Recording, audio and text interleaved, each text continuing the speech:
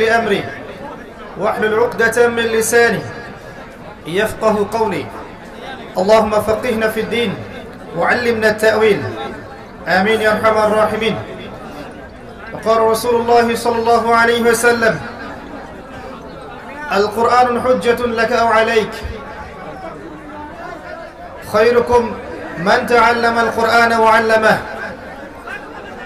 وإن الله يرفع بهذا الكتاب أقواما ويضع به الآخرين. الحمد لله যাবতীয় প্রশংসা এবং গুণগান একমাত্র মহিয়ান ও গরিয়ান আল্লাহ সুবহানাহু ওয়া তাআলার জন্য, যে আল্লাহ রাব্বুল আলামিন নাজিল করেছেন মহাবিশ্বের মহাবিশ্বয় মহাগ্রন্থ আল কোরআনুল কারীম। যে আল্লাহ পাক আজকে আমাদেরকে সুস্থ শরীরে অত্র দিনী মজলিসে উপস্থিত হওয়ার তৌফিক দান করেছেন, আমরা সবাই শুকরিয়া আদায় করি, বলি আলহামদুলিল্লাহ। অগণিত অসংখ্য দরুদ এবং সালাত বর্ষিত হোক মহান আল্লাহ প্রেরিত সর্বশেষ নবী এবং চূড়ান্ত নবী মানবতার মুক্তির দূত মুহাম্মদুর রাসূলুল্লাহ সাল্লাল্লাহু আলাইহি ওয়াসাল্লামের প্রতি। আমরা সকলে দরুদ শরীফ পড়ি। আল্লাহুম্মা সাল্লি আলা মুহাম্মদ ওয়া আলা আলি মুহাম্মদ কামা সাল্লাইতা আলা ইব্রাহিম ওয়া আলা আলি ইব্রাহিম ইন্নাকা হামিদুম মাজিদ। আল্লাহুম্মা বারিক আলা মুহাম্মদ ওয়া আলা আলি মুহাম্মদ কামা বারাকতা আলা ইব্রাহিম ওয়া আলা আলি ইব্রাহিম ইন্নাকা হামিদুম মাজিদ। সম্মানিত দোহারবাসী, কেমন আছেন আপনারা? আলহামদুলিল্লাহ আলা কুল্লি হাল ওয়া ফি কুল্লি মাকান। বক্তব্য শুরু করার আগে কিছু কথা বলছি। এটা কোনো যাত্রা বা পালাগান বা কনসার্ট বা কোনো মিউজিক্যাল কম্পিটিশন, ফ্যাশন শো, ঠিক আছে, মুভি, সিনেমা, থিয়েটার, এগুলো কিছু নয়। এটা আল্লাহ এবং তার রাসূলের মাহফিল এবং আল্লাহ এবং তার রাসূলের মজলিস। এখানে বসার, শোনার এবং বলার কিছু আদব আছে। এই আদবের খেলাফ কাজ করলে নেকির জায়গায় উল্টা গুনাহ হবে ইনশাআল্লাহ। এখনো কথা হচ্ছে আশপাশ থেকে, যাদের প্রবলেম হচ্ছে আপনারা চলে যান। দু চারজন চলে গেলে উম্মার কোনো ক্ষতি হয়ে যায় না। যদি প্রবলেম এতই হয়ে থাকে তাহলে চলে যান, ইউ ক্যান লিভ। যারা এখানে এসেছে ঈমানের সাথে, তাকওয়ার সাথে, আল্লাহর দ্বীনের কিছু কথা শোনার এবং জানার জন্য, তাদের জন্য পরিবেশটা বজায় রাখেন আল্লাহর ওয়াস্তে। এখানে বক্তা যিনি কথা বলবেন তাকে কোরআন এবং সুন্নাহ থেকেই কথা বলতে হবে এবং শ্রোতা যারা থাকবেন তাদের আচরণও হবে কোরআন সুন্নাহ মোতাবেক। আমি অনেক লেকচারে বলেছি, আর একবার বলছি, আল্লাহ পাক কুরআনুল কারীমে দুই ধরনের শ্রোতার কথা বলেছেন। সূরা বাকারার শেষের দিকে আছে ওয়াকালু সামি'না ওয়া আতা'না। মুমিনরা বলে আমরা শুনলাম এবং মেনে নিলাম। শুনতে হবে, দলিল প্রমাণ যাচাই করতে হবে, এরপরে যদি কোরআন এবং সুন্নাহর সাথে মিলে যায় তাহলে আপনাকে মানতে হবে। আর এক প্রকার শ্রোতা আছে, সূরা বাকারার মধ্যেই বলা আছে, তারা বলতো ওয়াকালু সামি'না ওয়া আসাইনা, আমরা শুনলাম কিন্তু মানব না। তো শুনে যদি না বুঝি তাহলে মানব কিভাবে? তাই বুঝতে হলে শান্তভাবে শুনতে হবে, শান্তভাবে বসে কথা শুনতে হবে। কিরকম? ওই হাদিসে জিবরিলের মতো। হাদিসে জিবরিল নিয়ে আমার একটা লেকচার আছে ইউটিউবের মধ্যে। জিবরাইল আলাইহিস সালাম এই পৃথিবীর ইতিহাসে একটা মাত্র বার, অনলি ওয়ান টাইম, তিনি জনসমক্ষে এসেছিলেন মানুষের রূপ ধরে। তিনি মানুষের রূপ ধরে এসেছেন নবী সাল্লাল্লাহু আলাইহি ওয়াসাল্লামের কাছে একাধিকবার, কিন্তু জনসমক্ষে একবার, সাহাবীদের সামনে মানুষের রূপ ধরে একবার এসে নবী সাল্লাল্লাহু আলাইহি ওয়াসাল্লামকে চারটা প্রশ্ন করেছিলেন। ইয়া মুহাম্মদ সাল্লাল্লাহু আলাইহি ওয়াসাল্লাম আখবিরনি আনিল ইসলাম, তিনি উত্তর দিয়েছেন। আবার বলেছেন আখবিরনি আনিল ঈমান, তিনি উত্তর দিয়েছেন। আবার বলেছেন আখবিরনি আনিল ইহসান, উত্তর দিয়েছেন। সর্বশেষে বলেছেন যে কিয়ামত কবে হবে। যখন নবী সাল্লাল্লাহু আলাইহি ওয়াসাল্লাম বলেছেন মান মাসউলু আনহা বিআ'লাম মিনাস সাইল, তখন তিনি আবারও বলেছেন যে আখবিরনি আন আমারাতিহা, তাহলে কিছু আলামত বলে দিন। এই হাদিসে খেয়াল করে দেখবেন জিবরাইল আলাইহিস সালাম যখন মানুষের রূপ ধরে এসেছেন মসজিদের মধ্যে, ধবধবা সাদা পোশাক পরে এসেছেন। নবী সাল্লাল্লাহু আলাইহি ওয়াসাল্লামের কাছে বসেছেন, হাঁটুর সাথে হাঁটু লাগিয়ে দিয়ে বসেছেন এবং নিজের দুই হাত রাসূল সাল্লাল্লাহু আলাইহি ওয়াসাল্লামের উরু পায়ের উপরে রেখেছেন। টিচারের সামনে দিন শেখার আদব এখান থেকে বোঝা যায়। দিন শিখতে আসার জন্য কি আদব রক্ষা করা প্রয়োজন, এটা এই হাদিস থেকে বোঝা যায়। তো আমরা এখানে ব্যস্ত হয়ে আছি এই মোবাইলগুলো নিয়ে, কোনো ফায়দা নাই। আমরা ব্যস্ত হয়ে আছি ইউটিউবিং গুলো নিয়ে, আপোষে কথাবার্তা বলছি, কেউ ছবি তুলছি। এগুলো ইসলামিক সংস্কৃতির সাথে যায় না। এই কাজগুলো ইসলামিক সংস্কৃতির সাথে যায় না। মনে হতে পারে আপনাদের যে এগুলো তো ভালো, এগুলোর মধ্য দিয়ে কথা অনেক মানুষের কাছে ছড়িয়ে যাবে। এগুলো সাইড ইফেক্ট আরো বেশি ক্ষতিকর। এগুলো সাইড ইফেক্টের কারণে দিন দিন বাংলার জমির আলেম শূন্য হয়ে গেছে। বাহিরের আলেমের সংখ্যার চাইতে ভিতরের সংখ্যা বেশি। এর পিছনে কোনো কোনো ক্ষেত্রে ইউটিউবিং এর ভূমিকা আছে। যে বক্তব্য গিয়েছে সামলাইন দেখবেন তার সাথে কোনো মিল নাই। যে বিষয়ে বলার চেষ্টা করা হয়েছে এর সাথে কাট পেস্ট করে ডান বাম নাই এডিট করে একটা অংশ দিয়ে দিয়েছে, একটা ইস্যু সৃষ্টি করা যাতে মানুষ ওই ইস্যুতে ব্যস্ত থাকে।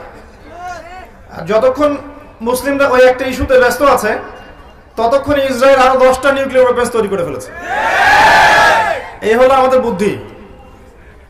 একজন দায়ী বা একজন বক্তাকে স্টেজে ওঠাতে যদি এত হ্যাসেল করতে হয়, যদি কোনোদিন ইসলামিক হুকুমত পেয়ে যান, কি করবেন দেশের? 7 দিনে দেখবেন দেশ শেষ। তো আমাদের তো এত আবেগী হওয়া উচিত না, আমাদের উচিত স্মার্ট হওয়া। প্রত্যেকটা কাজ করবেন দিনের জন্য, আল্লাহকে রাজি খুশি করার জন্য এবং রাসূল সাল্লাল্লাহু আলাইহি ওয়াসাল্লামের তরিকায় এবং সর্বশ্রেষ্ঠ উপায়ে, সবচেয়ে সেরা মাধ্যমে স্মার্টলি ডিল করবে। ঠান্ডা মেজাজে, সুস্থভাবে, সবলভাবে প্ল্যান করে, পরিকল্পনা করে একটা কাজ বাস্তবায়ন করতে হয়। আর স্বভাবগতভাবে আমরা একটু আবেগী জাতি। আমি একটা কথা বারবার বলেছি এই মাহফিলের সিজনে, যে ইসলামের জন্য যদি কিছু করতে চান আবেগ নয় বিবেককে কাজে লাগান। আবেগ দিয়ে ইসলামের খুব একটা খেদমত হবে না, বিবেক দিয়ে খেদমত হবে এবং শেকড় থেকে দিনের কাজ করতে হবে, একদম গোড়া থেকে। আমি যদি এখন প্রশ্ন করি যে এখানে যারা উপস্থিত আছেন সবার মধ্যে কতজন ব্যক্তি জীবনে একবার আল কোরআন শুরু থেকে শেষ পর্যন্ত পড়েছেন? একটু হাত উঁচু করেন দেখি। মাশাআল্লাহ। কতজন মানুষ অর্থ সহ পড়েছেন? এবার হাত উঁচু করেন দেখি। কোরআন মানবতার মুক্তির সমাধান, মহাবিশ্বের মহাবিশ্বয় মহাগ্রন্থ আল কোরআন, যে কোরআন দিয়ে নবী সাল্লাল্লাহু আলাইহি ওয়াসাল্লাম 23 বছরের মধ্যে জাহেলি আরবকে একদম ইসলামী হুকুমতে পরিণত করেছেন। সেই কোরআন দেখবেন আপনি 5% মানুষও পড়ে দেখে নাই। এখন আপনি আমাকে বলেন যে নারায়ে তাকবীর আল্লাহু আকবার দিয়ে কি ইসলামের খেদমত হবে? শেকড়ের কাজটা কিন্তু নাই, আছে? নাই। জিজ্ঞাসা করেন সবাইকে যে হাদিসের যে কুতুবে সিত্তা, 6টা হাদিসের বই, যেটা মেইন বই, এগুলো কয়জন পড়েছে জীবনে? হাত তোলেন দেখি। এই যে আলেম ওলামারা হাত তুলেছেন, বাকিরা কেউ হাত তোলেনি। মানে আমাদের দৃষ্টিভঙ্গিটা এমন যে এগুলো ওলামায়ে কেরামদের জন্য, তাই না? এগুলো মাদ্রাসার জন্য, আমাদের জন্য নয়। কতজন নবী সাল্লাল্লাহু আলাইহি ওয়াসাল্লামের সিরাত জীবনী গ্রন্থ পড়ে দেখেছেন জীবনে একবার? হাত উঁচু করেন দেখি। দেখেন আপনি সংখ্যাগুলো দেখেন। আরো জটিল সাবজেক্টে যদি যাই, ফিকহ কতজন পড়েছেন, ইসলামের হিস্ট্রি কতজন পড়েছেন, ইসলামিক অর্থনীতি কতজন পড়েছেন, ঠিক আছে? কতজন মানুষ হালাল রিজিকের সাথে সম্পৃক্ত? হাত তোলেন দেখি। সৎভাবে বলতে পারেন হালাল খাই আমি, সুদ নাই, ঘুষ নাই, দুর্নীতি নাই, আত্মসাৎ নাই, হালাল খাই। আমার তো মনে হয় বেশিরভাগ হাত বেকারদের হাত, কোনো মিউজিকের টেনশনই নাই, হালাল হারামের কোনো টেনশনই নাই। বসে যে প্রশ্নগুলো আমি করছি দেখেন, পড়াশোনা করেছে কিনা, হালাল রিজিক খায় কিনা, আদর্শ পরিবার গড়েছে কিনা, আল্লাহর দিনের জন্য সময় দেয় কিনা, আলেম ওলামাদের সোহবতে গিয়ে দিন শিখছি কিনা, বা আল্লাহর পথে এই 40 দিন 3 দিন 3 দিন 7 দিন সময় দিচ্ছি কিনা, বেসিক প্রশ্নগুলো যদি করি আপনি দেখবেন বেশিরভাগ মানুষের উত্তরগুলো নেগেটিভ আসছে। বেশিরভাগ মানুষ এগুলো করছে না। তো শুধু আবেগ দিয়ে কিন্তু দিন কায়েম হবে না। শুধু আবেগ দিয়ে, সেলফি দিয়ে, আই ওয়াশ করে, শোডাউন করে, জনবলের দাপট দেখিয়ে, অর্থের দাপট দেখিয়ে দিনের শেকড় থেকে খেদমত হবে না। এই মেসেজটাই আমি দিতে চাচ্ছি বিগত 1 মাস থেকে। সেটা হলো একদিনের এই জলসার নাম দিন ইসলাম নয়। 365 দিন আমাকে কোরআন সুন্নাহ মেনে চলতে হবে, এর নাম দিন ইসলাম। আজকের এই জলসার পরে যদি আমি দেখি, বা আমরা যদি দেখি দোহারের জামে মসজিদগুলোতে ফজরের জামাতে মানুষ নাই, তাহলে এই মাহফিল সার্থক নয়। যদি আমার কথা শোনার পরে আপনারা ফজরের সালাতে যান, তাহলে আমরা সফল সার্থক। যদি আমরা 5 ওয়াক্ত নামাজ পড়ি, সুদ ঘুষ দুর্নীতি ছাড়তে না পারি, আমরা সফল নই। যদি আমরা দান সদকা করি, ফরজ যাকাত না দিই, সফল নই। আমরা ইসলামের জন্য জীবন দিতে প্রস্তুত এমন মেন্টালিটি রাখি, এদিকে পর্নোগ্রাফি দেখছি, মাদক সেবন করছি, মিউজিক শুনছি, আপনার যে কনসার্ট করছি, এগুলো করছি, তাহলে আমি সফল নই। আমাকে টোটালিটি আনতে হবে ইসলামের মধ্যে। তো ভূমিকা অনেক লম্বা না করে আমি এখন মূল আলোচনা যাচ্ছি ইনশাআল্লাহ। আমরা আশা করব আমরা ইসলামের শেকড় থেকে কাজ করব। শেকড়টা কি? প্রথম কাজ পড়াশোনা করতে হবে। এবং আমি যে সাবজেক্টগুলোর কথা বলছি, আপনি জেনারেল লাইনেই পড়েন আর মাদ্রাসাতেই পড়েন, এই সাবজেক্টগুলো অবশ্যই পড়তে হবে। কোরআন এর আরবি ভাষা, আপনার কোরআনের তাফসীর, ফিকহ, হাদিসের কিতাবগুলো, তারপরে রাসূল সাল্লাল্লাহু আলাইহি ওয়াসাল্লামের জীবনী, ইসলামের ইতিহাস, ইসলামের অর্থনীতি, তারপর ইসলামিক ভূরাজনৈতিক প্রেক্ষাপট। এর পাশাপাশি আপনি পড়ছেন সায়েন্সে, বা কেউ আর্টসে, কেউ কমার্সে, কেউ মেডিকেল সায়েন্সে, বিবিএ, এমবিএ, ইঞ্জিনিয়ারিং, এগুলো সবই পড়বেন, কিন্তু আপনাকে এই সাবজেক্টগুলো পড়তে হবে। এরপরে দেখবেন ইনশাআল্লাহ আপনার দ্বারা আল্লাহ যদি কবুল করেন এমন খেদমত হতে পারে উম্মার, যেটা আর 10 জন আলেমের দ্বারা হয় নাই, এমন হতে পারে আল্লাহ যদি কবুল করেন। আর মাদ্রাসা লাইনে পড়া মানুষরা যদি এই সাবজেক্টগুলো পড়েন, যেমন ইংরেজি, ম্যাথামেটিক্স, আইসিটি, সায়েন্স, তারপরে আপনার এই জিওপলিটিক্স, ইকোনমিক্স, এই সাবজেক্টগুলো যদি মাদ্রাসার আমাদের ওলামায়ে কেরাম এবং তালেবে ইলমরা পড়েন, তাহলে ইনশাআল্লাহ দেখবেন ওই পাগড়ি মাথায় দিয়ে বিশ্ব শাসন করবে ইনশাআল্লাহ। পাগড়ি মাথা দিয়েই বিশ্ব শাসন করবে ইনশাআল্লাহ। আর ওয়ার্ল্ড রুল করবে সামনে মুসলিমরাই, কোনো সন্দেহ নাই। এই বিশ্বকে রুল করবে সামনে ওই মোল্লা মুন্সিরাই, এতে কোনো সন্দেহ নাই। আর ইসলাম জেনারেল শিক্ষিত মানুষদেরকে দিনের পথে আসতে, দিন শিখতে, প্রচার প্রসার করতে কখনো বাধা দেয়নি। এই সাবজেক্টগুলো পড়ার মধ্য দিয়ে আপনি নিজেকে তৈরি করে আসুন, ইনশাআল্লাহ দেখবেন আপনার দ্বারাও এমন খেদমত আল্লাহ কবুল করবেন যেটা আর 10 জনের দ্বারা আল্লাহ করেন না ইনশাআল্লাহ। এটা প্রথম কাজ। এরপরে আপনার জানা অনুযায়ী আমলটা দরকার বেশি। 2 নাম্বার, আমরা অনেক জানি হয়তো, কিন্তু জানা অনুযায়ী আমল হচ্ছে না। জানা অনুযায়ী আমলের সবচেয়ে সেরা এক্সাম্পল হচ্ছে রাসূলুল্লাহ সাল্লাল্লাহু আলাইহি ওয়াসাল্লাম। আমরা যদি আমাদের দিন রাতগুলোকে, 24 ঘন্টা দিন রাতকে নবী সাল্লাল্লাহু আলাইহি ওয়াসাল্লামের সুন্নাহ দিয়ে ভাগ করি, ঘুমাতে যাওয়ার সুন্নাহ, ওঠার সুন্নাহ, বাথরুমে যাওয়ার সুন্নাহ, বের হওয়ার সুন্নাহ, ওযুর সুন্নাহ, ঠিক আছে, খাবার সুন্নাহ, নামাজের সুন্নাহ, জিকির আজগার, তিলাওয়াত, দোয়া, ব্যবসা বাণিজ্য, চাকরি বাকরি, পরিবারকে সময় দেয়া, পুরো জীবনটাকে যদি আমরা রাসূল সাল্লাল্লাহু আলাইহি ওয়াসাল্লামের সুন্নাহ মতো সাজাই, তাহলে দেখবেন জানা অনুযায়ী আমলটা হয়ে যাবে ইনশাআল্লাহ। আর আমল না হওয়া পর্যন্ত এই লেকচারগুলো দেওয়া খুব ডেঞ্জারাস। মানে আপনারা যে জায়গায় বসে আছেন, সবচাইতে ঝুঁকিপূর্ণ জায়গায় বসে আছে আমি এখন। কারণ হচ্ছে আল্লাহ পাক সূরা সফের মধ্যে বলেছেন, ইয়া আইয়ুহাল্লাযীনা আমানু, হে মুমিনগণ, লিমা তাকুলুনা মা লা তাফআলুন, তোমরা এমন কথা কি জন্য বলে বেড়াও যে কাজ তোমরা নিজেরাই করো না। কাবুরা মাকদান ইনদাল্লাহি আন তাকুলু মা লা তাফআলুন, আল্লাহর কাছে অত্যন্ত নিকৃষ্ট, ঘৃণিত এটা যে তোমরা কিছু বলবে কিন্তু করবে না।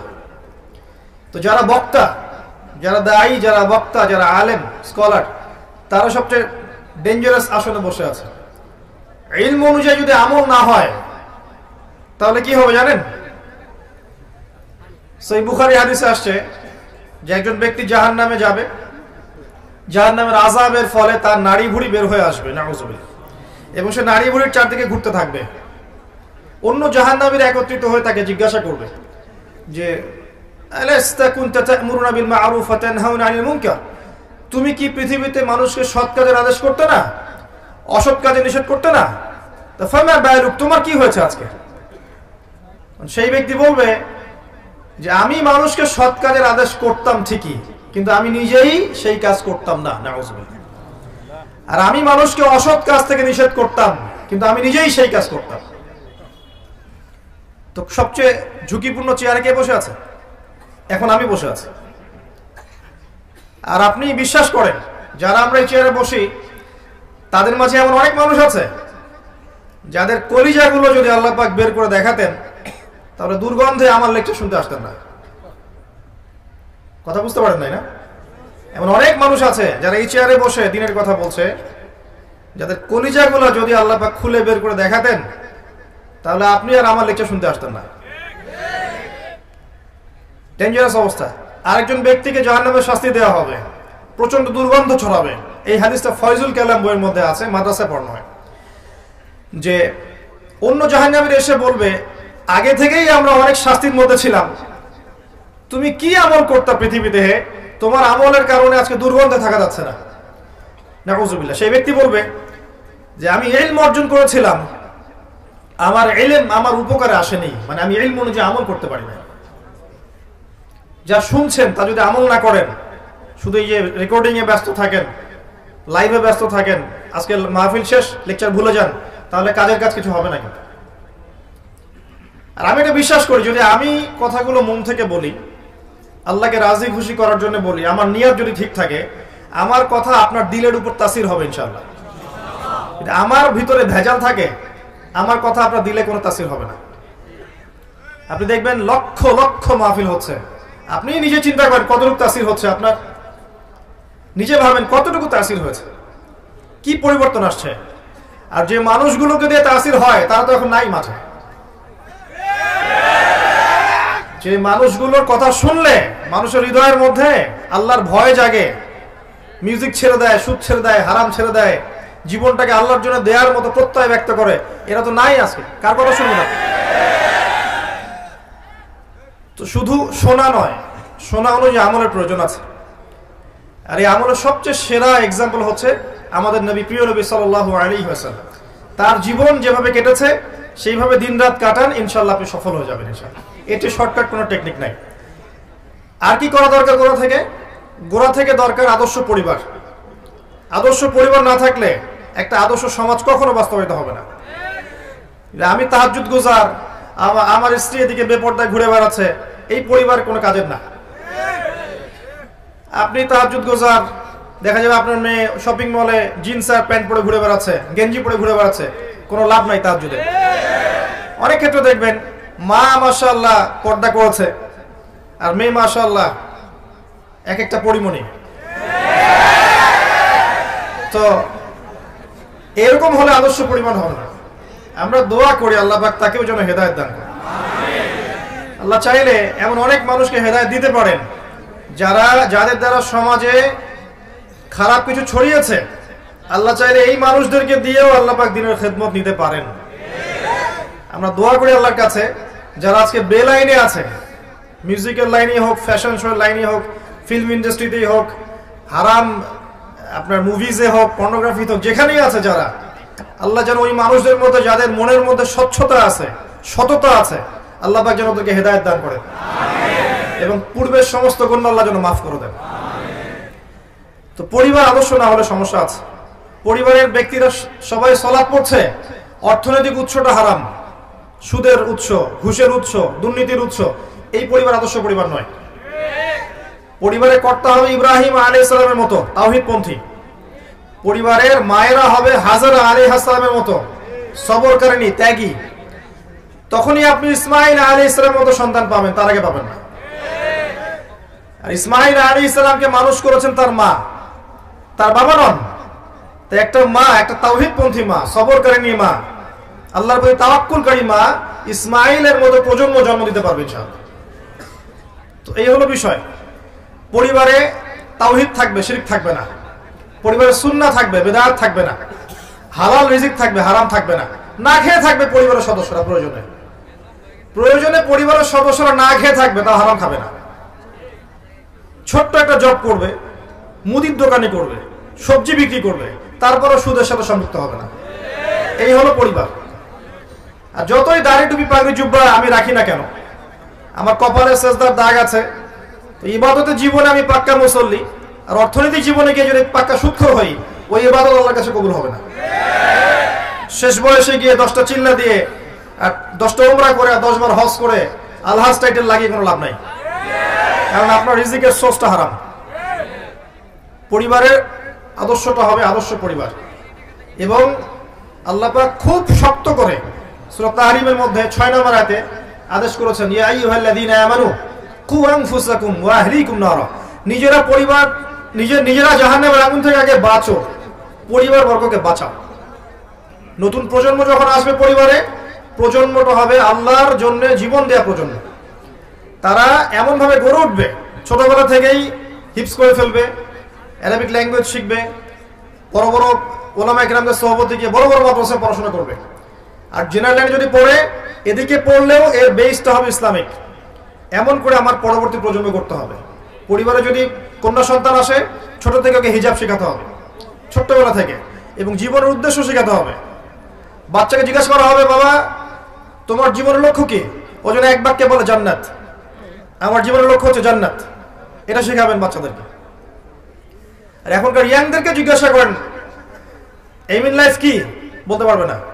হাইয়েস্ট হলে বলবে একটা চাকরি, বিসিএস ক্যাডার হতে চাই, সরকারি জব চাই, বড় ব্যাংক সেক্টরে জব চাই, হ্যাঁ, একটা বড় বাড়ি করতে হবে, পলিটিক্যাল পাওয়ার অ্যাচিভ করতে চাই, গাড়ি দরকার, জমি দরকার, সমাজে আমাকে দাঁড়াতে হবে নিজের পায়ে, আমার স্ট্যাটাস দরকার। এটা হচ্ছে লাইফের এইম। এটা শেখানো হয়েছে আর কি, একটা বস্তুবাদী চেতনা শেখানো হয়েছে যে দুনিয়ার জীবনটাই একটাই জীবন, পরকালের জীবনে লা ইলাহা ইল্লাল্লাহ পড়লেই মাফ, এরকম একটা কনসেপ্ট আছে আমাদের মধ্যে। এই কারণে দুনিয়ার জীবনে যা ইচ্ছা তাই করছি, আর পরকালে আশা করছি যেহেতু তাওহীদের উপর আছি, লা ইলাহা ইল্লাল্লাহ কালিমা পড়েছি, আমি জান্নাতে চলে যাব। তাহলে পাপের হিসাব কে দিবে? শিরকের, বিদআতের, হারামের হিসাব কে দিবে? অন্যের হক নষ্ট করার হিসাব কে দিবে? এগুলো বুঝতে হবে। আল্লাহ পাক আমাদের পরিবারগুলোকে আদর্শ পরিবারে রূপান্তরিত করুন, আমিন। এরপরে প্রয়োজন, রুট লেভেল থেকে প্রয়োজন আপনার হালাল রিজিক, যেটা আমি বলে দিলাম একটু আগে, যে রিজিকটা যেন হালাল হয়। ছোট্ট একটা জব করেন, ছোট্ট একটা বেসরকারি জব হোক, সরকারি জব হোক, সততার সাথে করেন, হারামে যায় না, অল্পতে তুষ্ট থাকেন, ইনশাল্লাহ দেখবেন অল্প ইবাদত পরকালে নাজাতের জন্য যথেষ্ট হয়ে যাবে ইনশাল্লাহ। যখনই আপনি সুদে যাবেন, বারাকা কমে যাবে। ওইটা মায়ের সাথে জেনা, ওইটা হচ্ছে আল্লাহ এবং তার রাসূলের সাথে যুদ্ধ করার মতো পাপ। যখনই ঘুষে যাবেন, অন্যের হক নষ্ট করা হবে, আর অন্যের হক কিয়ামতের মাঠে বুঝিয়ে দেওয়া যাবে না। নবী সাল্লাল্লাহু আলাইহি ওয়াসাল্লাম একদিন বলেছিলেন, তোমরা কি বলতে পারো সবচেয়ে মিসকিন কোন ব্যক্তি? সাহাবীরা বলেন আল্লাহু ওয়া রাসূলুহু আ'লাম, আল্লাহ এবং তার রাসূল ভালো জানেন। নবী সাল্লাল্লাহু আলাইহি ওয়াসাল্লাম বলেন যে মিসকিন হচ্ছে সেই ব্যক্তি যে ব্যক্তি কিয়ামতের মাঠে নামাজ, রোজা, হজ, যাকাত সব নেকি নিয়ে উঠবে, কিন্তু দেখবে অন্যের হক নষ্ট করার কারণে পাওনাদাররা দাঁড়িয়ে আছে এবং তাদের হক পরিশোধ করতে হবে। কিভাবে পরিশোধ করবে? নিজের নেকি তাদেরকে দিতে হবে। নেকি দিতে দিতে শেষ হয়ে গেলে তাদের গুনাহ তার আমলনামে যুক্ত করা হবে। এর ফলে এই ব্যক্তি যাবে জাহান্নামে, ওই ব্যক্তিরা চলে যাবে জান্নাতে। তাহলে যে প্রফেশনের মধ্যে অন্যের হক নষ্ট করার বিষয় আছে, এখান থেকে অনতি বিলম্বে তওবা করতে হবে এবং অন্যের হকটা দ্রুত ফিরিয়ে দিতে হবে। একটা টাকা হলেও ফিরিয়ে দিয়ে মরতে হবে, তারপরে হবে ইনশাআল্লাহ হালাল রিজিক। এমনকি খেয়াল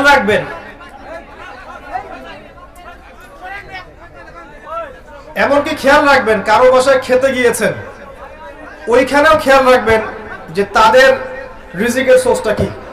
কারো বাসায় দাওয়াত খেতে গিয়েছেন, বসেই ভরপেট খাওয়ার দরকার নাই। জিজ্ঞাসা করবেন যে আপনাদের বাসার কাদের বাসা, কি করে। যদি দেখেন যে তার জবটা হারাম, সেখানে খাওয়ার দরকার নাই।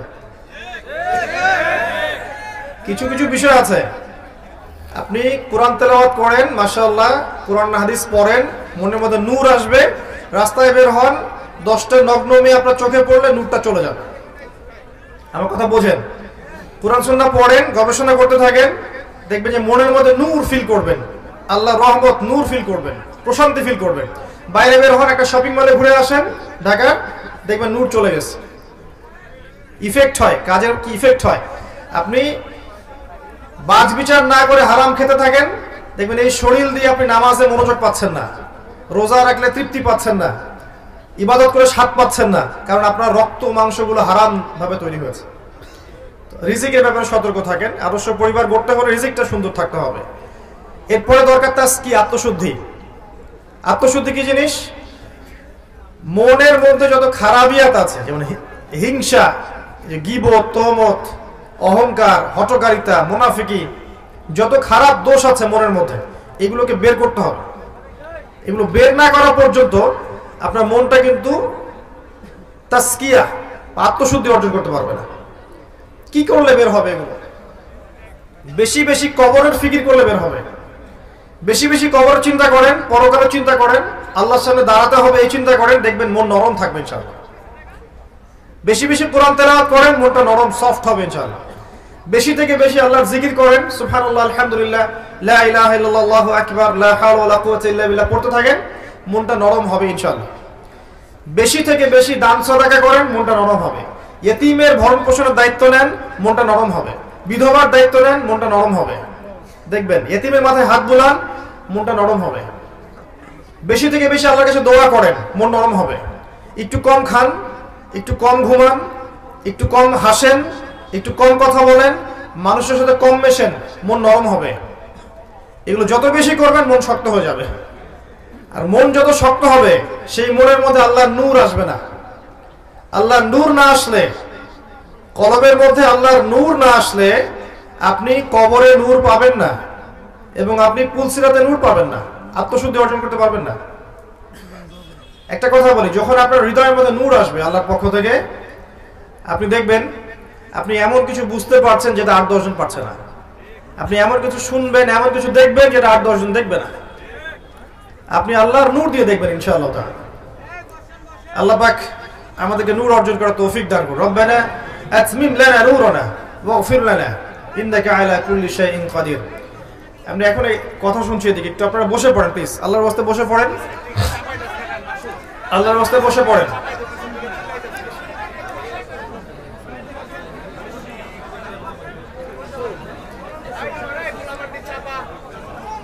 বেসিক কাজের কথা বলছিলাম প্রিয় ভাইরা।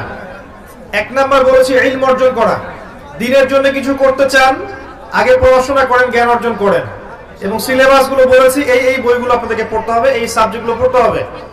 2 নাম্বার কাজ ইলম অনুযায়ী আমল করা। তার জন্য নবী সাল্লাল্লাহু আলাইহি ওয়াসাল্লামের সুন্নাহ ফলো করতে হবে প্রতিদিন প্রতি রাত। 3 নাম্বার কাজ আদর্শ পরিবার গড়া। এর ব্যাপারে আমি অল্প কিছু কথা বলেছি। আদর্শ পরিবার গড়ার জন্য যা যা করণীয় আমাদেরকে করতে হবে। পরিবারে তাওহীদ থাকবে, সুন্নাত থাকবে, তালিম থাকবে, কোরআনের তেলাওয়াত থাকবে, পরিবারের লোকজন হবে নামাজি, পর্দানশীল এবং আপোষে মিল মহব্বত থাকবে। আদর্শ পরিবার করতে হবে। তারপরে বলেছি 4 নাম্বার হালাল রিজিকের কথা। আর 5 নম্বরে গিয়ে বলেছি আত্মশুদ্ধি অর্জনের কথা। আরেকটা কথা বলবো, শুধু বেসিক কাজ, সেটা হলো আল্লাহ পাক প্রত্যেকটা মানুষকে কিছু না কিছু পটেনশিয়াল দিয়েছেন। কেউ হয়তো ভালো বলতে পারেন, কেউ ভালো লিখতে পারেন, কেউ হয়তো ভালো অ্যাসোসিয়েট করতে পারেন, কেউ বিভিন্ন প্রজেক্ট লঞ্চ করতে পারেন। এক এক মানুষকে আল্লাহ পাক এক এক পটেনশিয়াল দিয়েছেন। আপনাকে খুঁজে বের করতে হবে যে আপনার প্রতিভা কোনটা, এবং সেই প্রতিভাটাকে আপনাকে দিনের পথে কাজে লাগাতে হবে। একজন আলেম যেমন দিনের খেদমত করতে পারে, একজন মেডিকেল ডক্টরও কিন্তু দিনের খেদমত করতে পারবে না? সে যদি সৎ হয়, দিনের বুঝ থাকে, সে কিন্তু তার প্রফেশন থেকেও দিনের খেদমত করতে পারবে ইনশাআল্লাহ। একজন ইঞ্জিনিয়ার দিনের খেদমত করতে পারবে ইনশাআল্লাহ। যাকে আল্লাহ পাক যা মেধা দিয়েছেন, কাউকে মেধা, কাউকে অর্থ, কাউকে শারীরিক শক্তি, কাউকে মানসিক শক্তি, এটাকে আপনি দিনের পথে কাজে লাগান।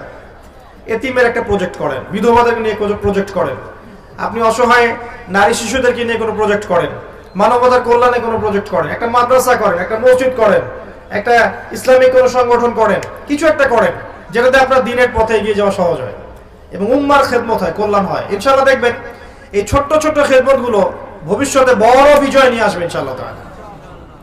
এগুলো বেসিক কাজ। এগুলো আগে কেন বললাম?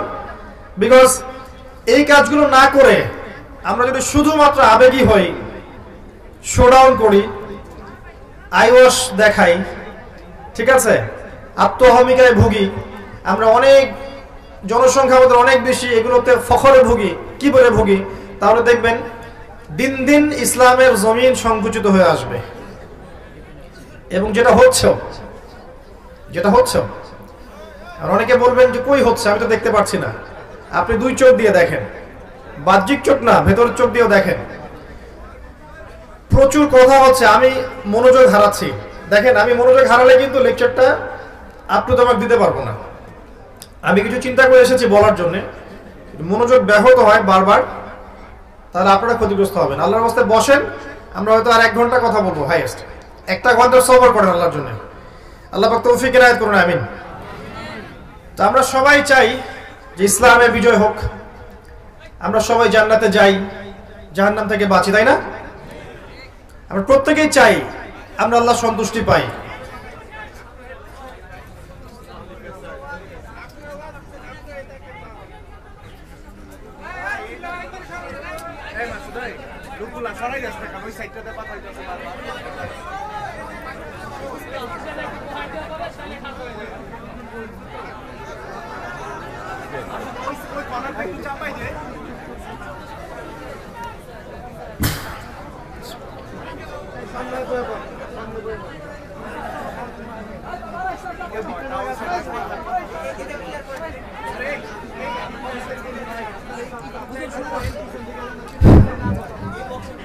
বিসমিল্লাহি আউওয়ালাহু ওয়া আখিরাহু, আলহামদুলিল্লাহ, ওয়াসসালাতু ওয়াসসালামু আলা রাসূলিল্লাহ, আম্মা বা'দ।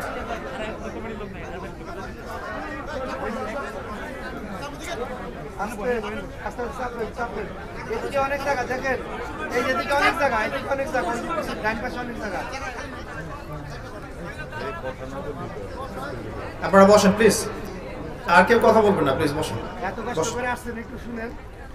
বসেন।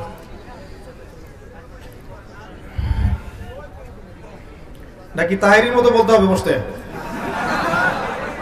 তখন বসবেন। আচ্ছা, এই অংশটাকে আবার কাট করে দিও না ইউটিউবে। ইউটিউবার যারা আছো, দিন প্রচার করবেন, যারা আছেন, যেভাবে প্রচার করা দরকার এমন কিছু করবেন না যাতে উম্মার ক্ষতি হয়ে যায়। মনে রাখবেন, একজন আলেম এর জায়গা একজন ইউটিউবার নিতে পারবে না। শত শত ইউটিউবার একজন আলেমের জায়গা পূরণ করতে পারবে না, ঠিক আছে? তো দুনিয়ার স্বার্থে নয়, তাদের নসিহত করবো, দুনিয়ার স্বার্থে নয়, দিনের জন্য দিনের কাজ করে। যে কাজটা করলে দিনের উপকার হবে, আর কখন কোন অংশটুকু দিতে হবে আর কখন কোনটা দেওয়া যাবে না, এই ইন্টেলেক্টটা থাকা উচিত, ঠিক আছে? কারণ আমাদেরকে আমাদের ভালো বুঝতে হবে। মুসলিমদের ভালো হচ্ছে যে কাজগুলোর কথা বললাম, তাওহীদে আমাদের ভালো, সুন্নতে আমাদের ভালো, হালাল রিজিকে আমাদের ভালো, আকীদার সংশোধনে আমাদের ভালো, আরো সব পরিবারের মধ্যে আমরা ভালাই পাবো। আমরা একটা পরবর্তী ভালো প্রজন্ম করতে পারলে ভালাই পাবো, ইসলামিক ভালো প্যারেন্টিং দিতে পারলে ভালাই পাবো, ইসলামিক ইকোনমিক্স স্ট্যাবলিশ করতে পারলে ভালাই পাবো। আমাদেরকে বুঝতে হবে যে কোথায় আমাদের ভালো আছে এবং কারা আমাদের স্পষ্ট শত্রু। তাদের জন্য সুযোগ সৃষ্টি করে দেয়া কোনো বুদ্ধিমানের কাজ হবে না, হবে? আচ্ছা, আমরা সবাই চাই দিনের খেদমত হোক, কল্যাণ হোক, বিজয় হোক। এই জন্য প্রথম যে কাজটা করা দরকার, আমি পরের অংশটা শুরু করছি, সেটা হলো আমাদেরকে পরিস্থিতিটা আগে বুঝতে হবে, কোন সিচুয়েশনে আপনি বাস করছেন। যদি ফিতনাময় পরিবেশে বসবাস করার পরে আপনার কাছে মনে হয় যে আপনি জান্নাতের মধ্যে আছেন, এভরিথিং ইজ গোয়িং পারফেক্ট, তাহলে আপনি ভুল করবেন। প্রথমে বুঝতে হবে কোথায় বসবাস করছি আমরা। আমরা এমন একটা বিশ্বে বসবাস করছি এখন 2021-22 সালে যে এই বিশ্বে ইসলামিক কোনো খিলাফা নেই, এক নম্বর কথা। দুই নম্বর, জিউস এবং খ্রিস্টান যারা আছে, জায়নিস্ট যারা আছে, ইহুদি খ্রিস্টান বিশাল পরাশক্তি যারা আছে, এরা আজকে বিশ্বের বুকে অনেক উন্নত, অস্ত্রের দিক থেকে, সামরিক দিক থেকে, পলিটিক্যাল দিক থেকে, ইকোনমিক্যাল দিক থেকে, প্রত্যেকটা দিক থেকে তারা আজকে স্ট্রং। আমাদেরকে বুঝতে হবে আমরা কোন জায়গায় আছি এখন। মিডিয়া ওদের হাতে, প্রযুক্তি ওদের হাতে, সমরাস্ত্র ওদের হাতে, প্রশিক্ষণ ওদের হাতে, ব্যাংকিং সিস্টেম ওদের হাতে, পলিটিক্যাল সিস্টেম ওদের হাতে, ইউনাইটেড নেশনস ওদের হাতে, IMF ওদের হাতে, ন্যাটো ওদের হাতে, ওয়ার্ল্ড ব্যাংক ওদের হাতে, সবকিছু ওদের হাতে। পারমাণবিক সব ওয়েপন্স বেশিরভাগই ওদের হাতে। আপনাকে আমাকে বুঝতে হবে কোন জায়গায় মুসলিমরা এখন বসবাস করছে। আবেগ না, সিচুয়েশন বুঝে না, কোন জায়গায় আপনি বসবাস করছেন ওয়ার্ল্ড। এরপরে দেখবেন যে এডুকেশনাল সিস্টেমের মধ্যে আপনি শিরক পাবেন, কুফর পাবেন। সারা জীবন পড়াশোনা করে যাচ্ছেন, কোরআন শোনার বালাই পান নাই, এবং শেষ বয়সে গিয়ে আপনি এখন চিল্লা দেওয়ার চেষ্টা করছেন, দিন বোঝার চেষ্টা করছেন, পড়ার চেষ্টা করছেন, হজ করছেন, এখন আপনি বই পড়া শুরু করছেন। গোল্ডেন টাইম 20 থেকে 40 আপনি এগুলোর বালাই পাননি নর্মালি যারা পড়েছেন। ইকোনমিক্সে গিয়ে দেখবেন জাকাত আউট, এখানে দেখবেন সুদ ইন, সুদের মধ্য দিয়ে সব চলছে, জাকাত আউট। অথচ জাকাত ছিল সাম্যবাদী অর্থনীতি, আর রিবা হচ্ছে ক্যাপিটালিজম, মানে এখানে আপনাকে ধনী ধনী হবে দিন দিন, আর গরিব আস্তে আস্তে গরিব হতে থাকবে। এর রিবার ফলাফল। জাকাত এবং সাদাকা এবং ব্যবসায় টাকা বা মানি মার্কেটে সার্কুলেট করতে থাকে, ঘুরতে থাকে। আজকে আপনি ধনী, কালকে গরিব হতে পারেন, আজকে আপনি গরিব, কালকে ধনী হতে পারেন। রিবার মধ্যে সুযোগ নাই, ধনী ধনী হতে থাকবে, গরিব গরিব হতে থাকবে। আল্লাহ পাক এই জন্য বলেছেন এটা হচ্ছে রক্ত চুষে খাওয়ার মতো পাপ, জাহান্নামে রক্তের নদীতে ফেলে শাস্তি দেওয়া হবে। এই কারণে আপনাকে সিচুয়েশন বুঝতে হবে। এবং পুরো ওয়ার্ল্ডের ব্যাংকিং সিস্টেম রিবা ভিত্তিক। কি করবেন আপনি এখন? পুরো ওয়ার্ল্ডের ব্যাংকিং সিস্টেম রিবা কেন্দ্রিক। রিবার চাইতে আরো ডেঞ্জারাস ওয়েপন্স আছে ওদের কাছে, সেটা হলো আপনার ফ্রডুলেন্ট একটা পেপার মানি, ইলেকট্রনিক মানি।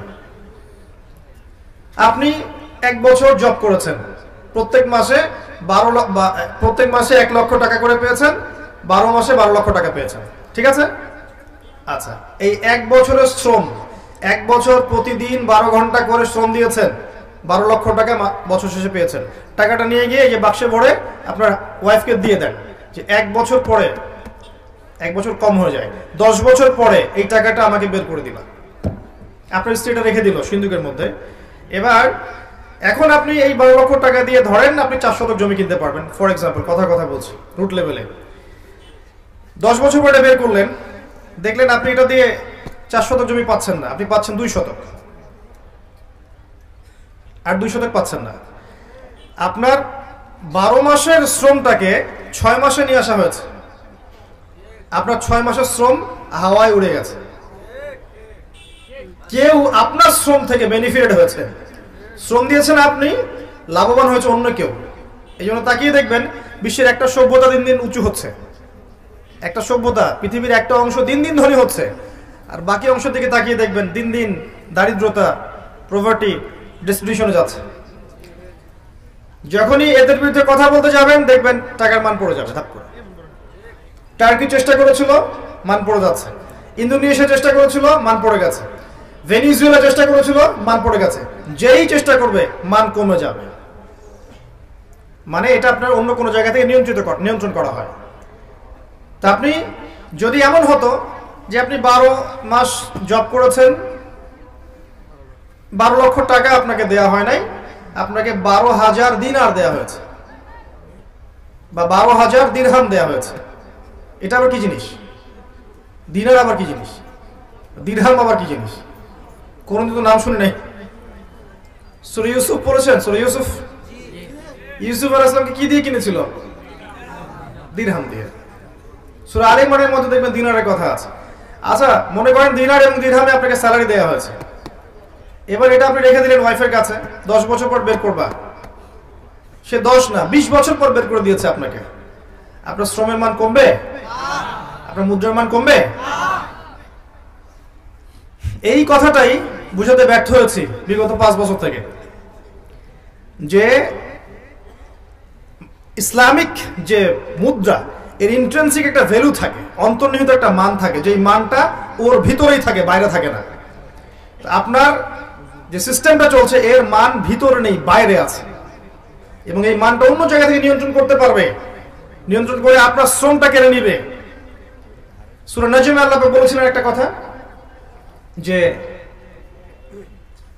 একটা ভুলে গেলাম এই মুহূর্তে, মানুষ তাই পাবে যা সে চেষ্টা করে।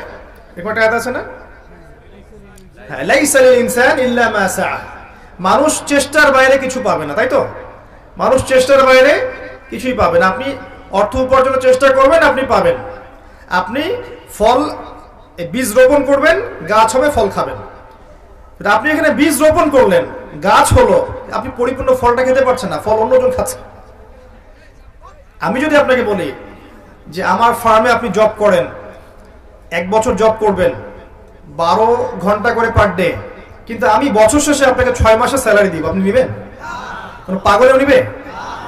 কিন্তু আমরা এটা করছি, কিছু করার নাই, কারণ সিস্টেমটা ওদের হাতে। ওয়ার্ল্ডের সিচুয়েশন বুঝতে হবে আপনাকে। ইনশাআল্লাহ ঈসা ইবনে মারইয়াম আসলে এই সিস্টেম থাকবে না, ইনশাআল্লাহ আযজা ওয়া জাল আল মাহদি আসলে এই সিস্টেম থাকবে না। ঠিক, প্রতারণাপূর্ণ ইকোনমিক্স। মুফতি তাকি উসমানী শাইখের বইগুলো পড়েন, অন্যদের কথা বাদ দেন। হানাফি মাযহাবের অন্যতম বড় একজন উলামায়ে কেরামের একজন আল্লামা তাকি উসমানী শাইখ, উনার ইকোনমিক্সের সিরিজ আছে, এই বইগুলো পড়েন, পড়লে বুঝতে পারবেন কি চলছে, প্রতারণা, ধোঁকাবাজি। এরপরে আবার রিবা আছে, এভাবে তো মান কমলে তারপর আবার সুদ আছে, এবার সুদ দিতে থাকেন। সুদ, বোগাস মনিটরি সিস্টেম, এগুলো দিয়ে রক্ত চুষতে চুষতে ওয়ার্ল্ডের একটা অংশ দিন দিন ধনী হয়ে গেছে, একটা অংশ দিন দিন দারিদ্রতার অতল তলে যাচ্ছে। হ্যাঁ, আপনি সফল হতে পারবেন যদি আপনি ওদের দাসত্ব করেন। এই সিস্টেমের মধ্যে থেকেও সফল হওয়া যাবে যদি ওদের দাসত্ব করা যায়। ওরা যা বলবে শুধু বলবেন ইয়েস স্যার, সামি'না ওয়া আতা'না, সমস্যা হবে না ইনশাআল্লাহ। কিন্তু যদি ওদের অন্যায়গুলোর প্রতিবাদ করতে যান, তখন দেখবেন বাঁকা চোখে দেখবে। এখন আমাদের দেশকেও তো বাঁকা চোখে দেখছে না? আমাদের দেশের প্রশাসনকে পর্যন্ত নিষেধাজ্ঞা দিয়ে দিচ্ছে না? আগে যখন বলেছিলাম আমাকেই বলেছিল যে ভালো মন্দ, এখন বোঝেন যাদের কথা বলেছি এদের চরিত্র এরকমই, এরা এদিকেও চোখ রেখেছে, আমাদের দেশের দিকেও খারাপ চোখ রেখেছে। শত্রুকে চিনতে হবে। আল্লাহ পাক বলেছেন লা তাত্তাখিযুল ইয়াহুদা ওয়ান নাসারা আউলিয়া বা'দুহুম আউলিয়া বা'দ, এমন সব জিউস এবং খ্রিস্টানদেরকে বন্ধুরূপে গ্রহণ করো না যারা একে অপরের বন্ধু। ওয়া মান ইয়াতাওয়াল্লাহুম মিনকুম ফাইন্নাহু মিনহুম, তোমাদের মধ্যে কেউ যদি ওদের দিকে মুখ ফেরায় সে ওদের অন্তর্ভুক্ত, আমাদের কেউ না। তো এখন দেখেন এদিকেও চোখ দিচ্ছে, রিজার্ভ ব্যাংকের টাকা সরিয়ে দিতে বলছে, দেখেছেন? টাকা সরাতে বলছে, কি জন্যে? ভালো নজর নেই। ওরা কখনোই তাওহীদ পন্থীদেরকে সহ্য করতে পারবে না। ওরা কখনোই রাসূলুল্লাহ সাল্লাল্লাহু আলাইহি ওয়াসাল্লামের সুন্নাহ যারা ভালোবাসে এদেরকে সহ্য করতে পারবে না। আল্লাহ পাক ওই খাসলত দিয়ে ওদেরকে সৃষ্টি করেননি। They want to rule the world, তারা সারা ওয়ার্ল্ডকে শাসন করতে চায়। দেখবেন চায়না এবং রাশিয়া এরা ওদের ধার ধারে, চায়না রাশিয়া ধার ধারে। উচিত, আমাদের এখনো উচিত। অনেকে বলবেন যে ওরা তো মুসলিম কান্ট্রি না, আপনি হয়তো কি বলছেন এগুলো। আমি ডিপ্লোম্যাটিক্যালি বলছি, ডিপ্লোম্যাটিক্যালি আমাদের এখনো উচিত চায়না রাশিয়ার দিকেই ঝোঁকা এবং তাদের সাথে অ্যালায়েন্স তৈরি করা, ফ্রন্ট তৈরি করা। যখন পরাশক্তি লড়বে, কোনো একটা পরাশক্তির পক্ষে যাবেই উন্নয়নশীল কান্ট্রিগুলো। চায়না রাশিয়া এখন বেস্ট অপশন। দেখবেন সারা ওয়ার্ল্ডকে এই ইকোনমি রুল করে ফেলছে এখন চায়না। সব জায়গায় দেখবেন চাইনিজ প্রোডাক্ট, যদিও ওরা ইসলামিক কান্ট্রি নয়, কিন্তু অনেক সময় ওয়ার্ল্ড ডিপ্লোমেসির খাতিরে এমন কিছু মানুষের সাথেও সখ্যতা, বন্ধুত্ব রাখতে হয় যাদের সাথে রাখলে অপর খারাপ পরাশক্তি আমার কিছু করতে পারবে না। আর এই কথাটা অন্য কান্ট্রি বুঝে ফেলছে, ইরান বুঝে ফেলছে। ইরানের মতো দেশ যাদেরকে এখন নাম শুনলে বলে রাশিয়া, তাই না? বলে যে ওরা তো শিয়া দেশ। শিয়া হওয়ার পরেও তারা ওয়ার্ল্ড ডিপ্লোমেসি বেটার বুঝেছে অনেক সুন্নি কান্ট্রির চাইতে, অনেক নামধারী সুন্নি দেশের চাইতে। শিয়া উদ্দেশিত দেশ হওয়া সত্ত্বেও ওয়ার্ল্ড অ্যাফেয়ার্স তারা বেশি বুঝেছে এবং তারা এই দিকে না ঝুঁকে ওই দিকে ঝুঁকেছে। বুঝতে হবে আপনি কোথায় বাস করছেন। এটা হচ্ছে এখনকার ওয়ার্ল্ড, প্রত্যেকটা বিষয় ওখানে ডিল করা হচ্ছে এবং এইসব ঘটতেই দেখবেন একটা রাষ্ট্র আস্তে আস্তে উন্নত করছে এবং আস্তে আস্তে মুসলিমদের উপর ডমিনেট করছে। নাম কি? ইসরায়েল। সারা ওয়ার্ল্ডই জানে যে সে জালেম, সারা ওয়ার্ল্ড জানে সে জালেম, সারা বিশ্ব জানে সে জালেম। তারপরেও আরব কান্ট্রিগুলোর কলেজের উপর বসে সে সারা ওয়ার্ল্ডের মধ্যে আরবের তেল নিয়ন্ত্রণ থেকে শুরু করে, পেট্রোডলার নিয়ন্ত্রণ থেকে শুরু করে, ইকোনমি, ফাইন্যান্স, মনিটারি সিস্টেম, আপনার এই যে কি বলবো সামরিক বিষয়গুলো, অস্ত্রশস্ত্র, মিডিয়া, প্রযুক্তি, সব কিছু ওয়ার্ল্ড নখদর করে নিয়ে এসেছে মাত্র 70 বছরের ব্যবধানে। মাত্র 70 বছরের ব্যবধানে। এই যে 1914 সাল থেকে 2022, এই 100 বছর, আর ধরে না 1947 সাল থেকে এই 2021 এই সাল পর্যন্ত, এইটুক সময়ের মধ্যে এই রাইজ করেছে সেভাবে। এবং এই রাইজিংটা সে বিগত 2000 বছর ধরে করতে পারেনি। বিগত 2000 বছর ধরে এরা বিশ্বের আনাচে কানাচে ঘুরেছে, কোনো দেশ ছিল না, থাকার জায়গা ছিল না, কোথায় বসবে খাবে এই জায়গা ছিল না। তারা আজকে এই মুসলিমদের কলেজের উপর দাঁড়িয়ে কাজ করেছে। আর তখন আমরা কি করছিলাম? আমরা জিলাপি খাচ্ছিলাম, খোরমা খাচ্ছিলাম, মিলাদ করছিলাম, কবরে সেজদা করছিলাম, মাদারে সেজদা করছিলাম। আমরা তখন আপোষে ইখতিলাফ, হানাফি, আহলে হাদিস, সালাফি, তোমার হাত বাঁধা নামির উপরে, আমার নিচে রফুল এদান করা না করা, পায়ে পা লাগানো না, এগুলো নিয়ে ব্যস্ত ছিলাম। আর এগুলোর দিকে ফোকাস না করে অভ্যন্তরীণ দ্বন্দ্বে লিপ্ত থাকলে এখানে নবীর শান নষ্ট হয়নি? চোখের সামনে এদের উত্থান যখন হলো, আর আমরা যখন আপোষে এভাবে বিভক্ত ছিলাম, ইখতিলাফে ব্যস্ত ছিলাম, হালুয়া রুটি সামাই খাচ্ছিলাম, তখন নবীর শান নষ্ট হয়নি? সুবহানাল্লাহ। আপনাকে সিচুয়েশন বুঝতে হবে। এখন এই সিচুয়েশনটা রিড করতে হলে বাহ্যিক চোখ দিয়ে দেখলে আপনি সব বুঝতে পারবেন না। কিভাবে বুঝতে পারবেন? আপনাকে খিজির আলাইহিস সালাম হতে হবে। কে খিজির? সূরা কাহফ খুলেন। নবী মুসা এবং খিজির আলাইহিস সালাম, তাদের একটা গল্প আছে না? কয়জন পড়েছে সূরা কাহফ? হাত তুলেন। যেই সূরা আপনাকে মাসিহুদ দাজ্জাল থেকে বাঁচাবে, এই সূরা পড়েছেন 10% মানুষ। দাজ্জালের ফিতনা থেকে বাঁচবেন কিভাবে? আল্লাহর নবী বলেছেন সাল্লাল্লাহু আলাইহি ওয়াসাল্লাম, এই সূরা আপনাকে মাসিহুদ দাজ্জালের ফিতনা থেকেও বাঁচাবে। তাই বলেননি? জুমার দিনে পড়তে বলেছেন, প্রথম 10 আয়াত মুখস্থ করতে বলেছেন। এই সূরার মধ্যে এমন কিছু আছে যা আপনাকে দাজ্জালীয় ফিতনাগুলো চিনতে শিখাবে এবং আপনাকে বিরত থাকার পথ পদ্ধতি বলে দিবে। যদি নাই পড়েন, নাই বোঝেন, কেমন করে শিখবেন? এখানে বসেন তো ভাই, প্লিজ বসেন। আপনার নবী মুসা আলাইহিস সালাম আর খিজির আলাইহিস সালামের ঘটনা আছে না? মুসা আলাইহিস সালাম বলেছিলেন যে আমি বিশ্বের সবচেয়ে জ্ঞানী মানুষ। আল্লাহ পাক ধরেছেন, না তুমি জ্ঞানী মানুষ নও সবচেয়ে, আরেকজন বান্দা আছে আমার, সে তোমার চেয়ে বেশি জানে। তার নাম খিজির। খিজির মানে শ্যামল। তিনি যেখানে বসতেন সেই জায়গা সবুজ হয়ে উঠত। মুসা আলাইহিস সালাম বললেন যে আমি তার সাথে মিট করতে চাই, জ্ঞান শিখতে চাই। আল্লাহ পাক বললেন একটা মাছ নাও, এই যে থলির মধ্যে রাখো, সফর করতে থাকো, মাজমাউল বাহরাইন, দুই সাগরের মিলনস্থলে তুমি তাকে পাবে। যখন তুমি মাছটা জীবিত হয়ে সাগরে চলে গেছে, তখন সেখানে তুমি ওকে পাবে। সফর করতে থাকলেন, এক পর্যায়ে পেলেন, পাওয়ার পরে বললেন আমি আপনার কাছে জ্ঞান শিখতে চাই। তো খিজির আলাইহিস সালাম বললেন ইন্নাকা লান তাস্তাতি মাইয়া সাবরা, তুমি আমার কাছে ধৈর্য ধরতে পারবে না, তুমি আমার সাথে ধৈর্য ধরতে পারবে না। মুসা আলাইহিস সালাম বললেন ইনশাআল্লাহ আমি ধৈর্য ধরবো। ইনশাআল্লাহর বরকতে তাকে সাথে নেওয়া হলো। সফর করতে থাকলেন। 3টা ঘটনা ঘটলো। কি ঘটনা? একবার ওই নৌকা ফুটা করে দিলেন, মনে আছে? অনেকে মাথা নাড়ছেন, কেউ নাড়ছেন না। মনে আছে? নৌকা চলে গেলেন, মাঝি নৌকা পার করলো, ফ্রি অফ কস্ট, টাকা নিলেন না, কিন্তু নৌকা খিজির আলাইহিস সালাম ফুটা করে ফেললেন। অপরাধ না? বাহ্যিক চোখ দিয়ে কি মনে হচ্ছে? অপরাধ। এবার একটা বাচ্চার সাথে দেখা হলো, গোলাম, ছোট বাচ্চা, তিনি ধরলেন, হত্যা করলেন, জবাই করে ফেললেন। অপরাধ না? বিশাল অপরাধ। এরপর একটা গ্রামে গেলেন, মেহমানদারি চাইলেন, খাবার পানি কিচ্ছু দিল না। তো খিজির আলাইহিস সালাম সেখান থেকে চলে আসার আগে ওই বাড়িরই একটা দেয়াল পড়ে গিয়েছিল, সেই দেয়ালটাকে নিজের মেহনত দিয়ে তৈরি করে দিলেন। আর মুসা আলাইহিস সালাম বললেন যারা খাবারও দিল না, পানিও দিল না, আপনি উল্টা তাদের দেয়াল নির্মাণ করে দিলেন, কিছু পারিশ্রমিক তো নিতে পারতেন। এই 3বার তিনি ভ্যাটো দিয়েছেন। আর তৃতীয় প্রশ্ন করার পরেই খিজির আলাইহিস সালাম বলেছেন যে হাদা ফিরাকু বাইনি ওয়া বাইনাক, তোমার সাথে আমার একটা ফেরাক, আর তোমার সাথে আমার চলা হলো না। আমাদের নবীজি বলেছিলেন সাল্লাল্লাহু আলাইহি ওয়াসাল্লাম, যদি মুসা আলাইহিস সালাম সেদিন প্রশ্নগুলো না করতেন তাহলে আর অনেক কিছু শেখা যেত।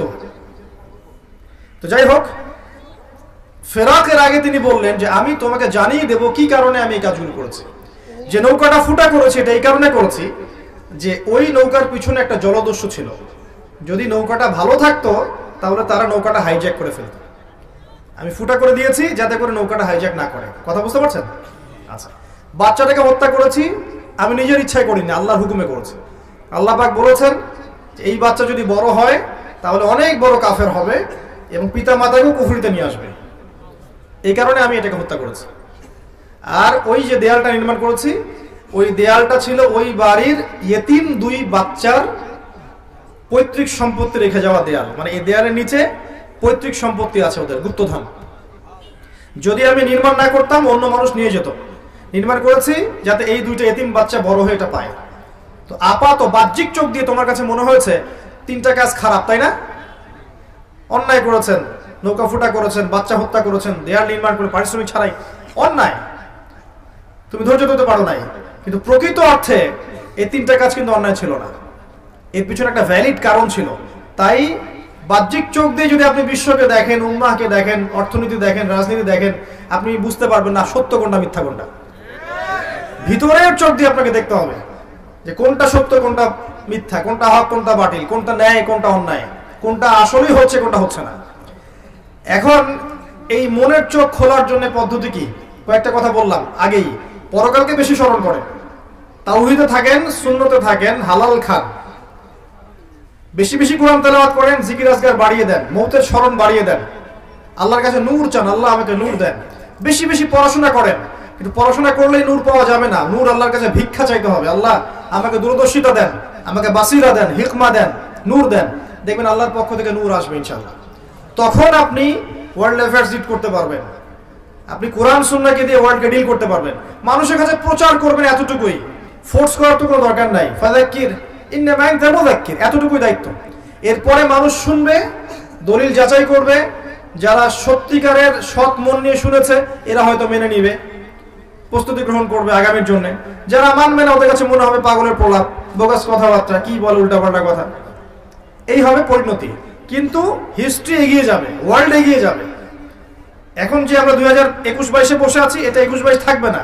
আস্তে আস্তে ওয়ার্ল্ড এগিয়ে যাবে, আরো জলোচ্ছ্বাস আসবে, ভূমিকম্প আসবে, ম্যাসাকার হবে, আরো মহামারী ছড়াতে পারে, আরো পলিউশন হবে ওয়ার্ল্ডে, পরাশক্তিদের মধ্যে যুদ্ধ বাড়বে, নিউক্লিয়ার যুদ্ধ পর্যন্ত হতে পারে, ওয়ার্ল্ডে নিউক্লিয়ার যুদ্ধ পর্যন্ত হতে পারে।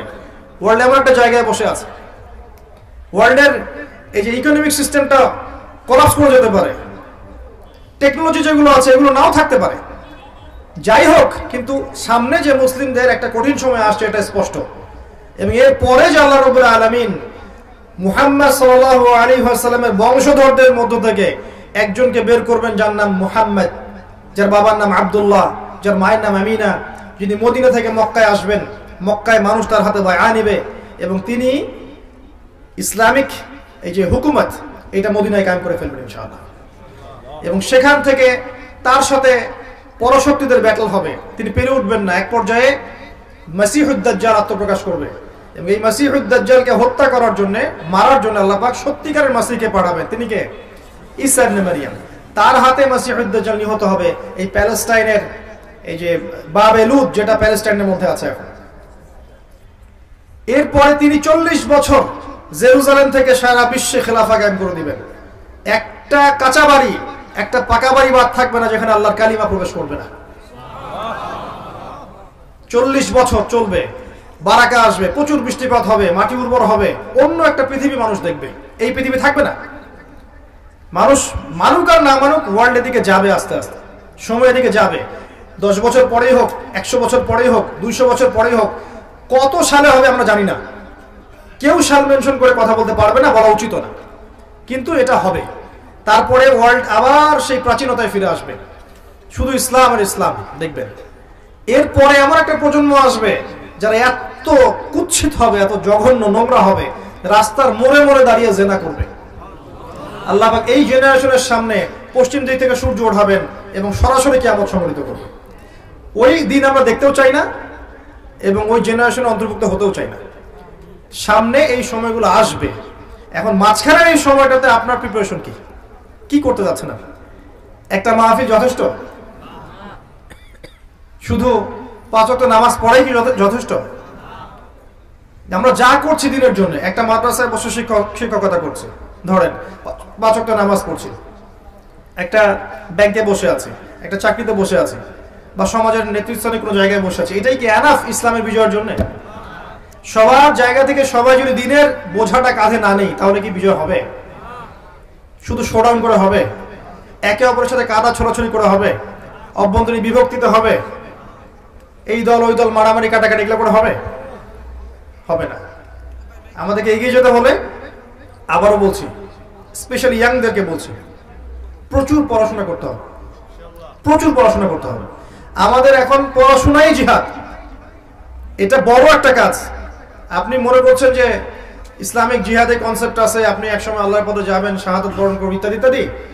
জ্ঞান অর্জন করেন, আগে পড়েন, কোরআন পড়েন, আরবি ভাষাটা শেখেন, হাদিসের বইগুলো পড়েন, ইসলামের ইতিহাস পড়েন, ফিলোসফি পড়েন, ওয়ার্ল্ড অ্যাফেয়ার্স গুলো বোঝেন, জ্ঞান অর্জন করে স্মার্ট হন।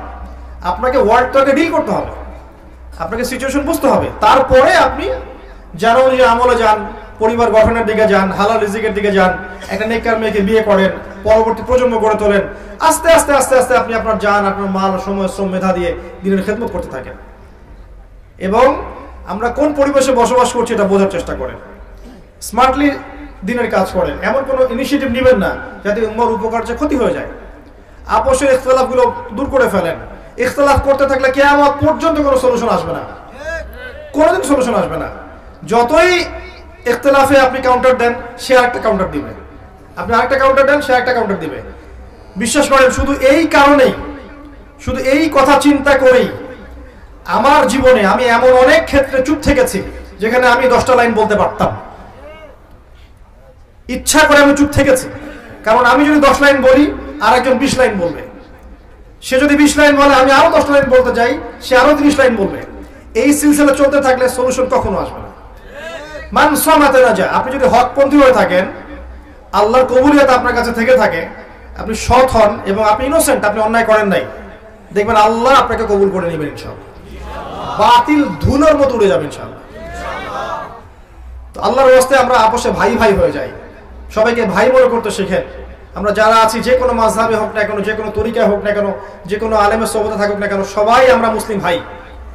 সবার ভালোটুকু নিয়ে নেন, খোলা মনে ভালোটা রিসিভ করে নেন। আর সবার বিতর্কিত বিষয় যেগুলো আছে এগুলোকে বাদ দিয়ে দেন, ছেড়ে দেন। সরকারের নসিহতকামী হন, কল্যাণকামী হন। যারা বিভিন্ন লেভেলে কাজ করছে, প্রশাসনে, সামাজিক সেক্টরে, উপরের লেভেলে, ব্যাংকে, কল্যাণকামী হন, নসিহতকামী হন। শত্রুতা পোষণ করে তাদেরকে আপনি দিনের পথে আনতে পারবেন না। মুসা আলাইহিস সালামকে আল্লাহ পাক বলেছেন, ফিরআউনের কাছে যাও, ইযহাবা ইলা ফিরআউনা ইন্নাহু তাগা ফাকুলা লাহু কওলান লাইয়িনা।